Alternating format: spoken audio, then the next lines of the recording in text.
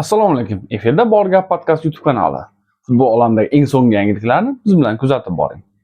Jahon chempionati nimchorak finalda mezbonlardan biri bo'lgan AQSh terma jamoasi Belgiya bilan to'qnash keldi. Ko'pchilik amerikaliklardan tarixiy natija kutayotgan edi, ammo yakunda Belgiya 4-1 hisobida ishonchli g'alaba qozondi va chorak final yo'llanmasini qo'lga kiritdi. Bu uchrashuv nafaqat natijasi, balki maydon tashqarisidagi voqealar bilan ham katta e'tibor markazida bo'ldi. AQSh hujumchisi Florian Balogun avvalgi uchrashuvdagi chetlashish masalasi sabab katta bahslarning markazida edi. FIFA qarori bilan uning jazosi bekor qilindi va futbolchi Belgiyaga qarshi bahsda maydonga tushdi. AQSh bosh murabbiyi Mauricio Pochettino esa bu holat haqida fikr bildirib, FIFA tomonidan vaziyat tushuntirilganini va qaror qoidalariga asosan qabul qilinganligini aytdi. Bu voqea oldidan AQSh prezidenti Donald Tramp ham Balogunning chetlashish masalasida FIFA rahbari Gianni Infantinoga murojaat qilgani haqida aytgan edi. Ammo barcha gap-so'zlarga qaramay futbol maydonida Belgiya kuchliroq bo'ldi. Ushbu voqeadan keyin mashhur teleboshlovchi Piers Morgan ham o'z fikrini bildirdi. U AQShning mag'lubiyatidan keyin kinoyali tarzda agar natija yoqmasa, prezident orqali FIFAga murojaat qilish kerakligi haqida yozdi. Bu esa ijtimoiy tarmoqlarda yana katta muhokamalarga sabab bo'ldi. Belgiya terma jamoasi bosh murabbiyi Rudi Garcia AQSh ustidan qozonilgan g'alabadan keyin futbolchilardan faxrlanishini aytdi. Uning fikricha, jamoa uchrashuvda o'z rejasiga to'liq amal qildi va Belgiya yana bir bor katta futbol davlati ekanligini ko'rsatdi. Murabbiy ayniqsa muxlislarga minnatdorchilik bildirdi va tungi paytda ham jamoani qo'llab-quvvatlagan barcha belgiyaliklarga rahmat aytdi. Ammo bu g'alabani achinarli tomoni ham bor. Belgiyaning muhim futbolchilaridan biri Amadou Onana jarohat olib, uchrashuvni davom ettira olmadi.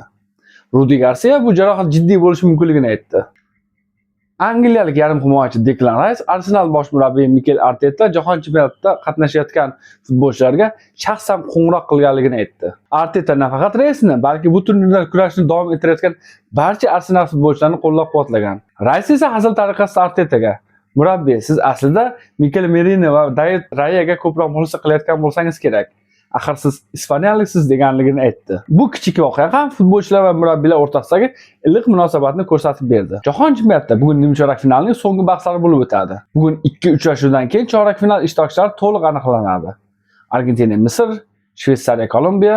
Bu o'yinlarda kim g'alaba qozonsa, jahon chempionligi uchun kurashni davom ettiradi. Yozgi transferlar oynasida Paxtakor hujum chizig'ini kuchaytirishga qaror qildi. Toshkentliklar Surxon safida yorqin o'yin ko'rsatgan nigeriyalik hujumchi Steven Chinedu bilan shartnoma imzoladi. 26 yoshli futbolchi yil boshida Surxon tarkibiga kelib qo'shilgandi. U Termiz klubi safida 14 uchrashuvda maydonga tushib, 9 ta gol va 2 ta assist qayd etdi.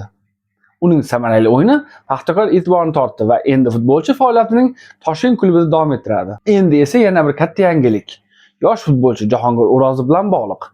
Ma'lumotlarga ko'ra, o'zbekistonlik futbolchi Germaniya klubi München Gladbachning Borussia jamoasiga o'tishga yaqin turibdi. Ayni paytda muzokaralar yakuniy bosqichda ekani va transfer yaqin kunlarda rasman e'lon qilinishi mumkinligi aytilmoqda. Siz bilan Bor Gap Podcast bo'ldi. Videomiz yoqqan bo'lsa videoga like bosing, kanalga obuna bo'ling, izohlarda o'z fikringizni yozib qoldiring. Ko'rishguncha salomat bo'ling.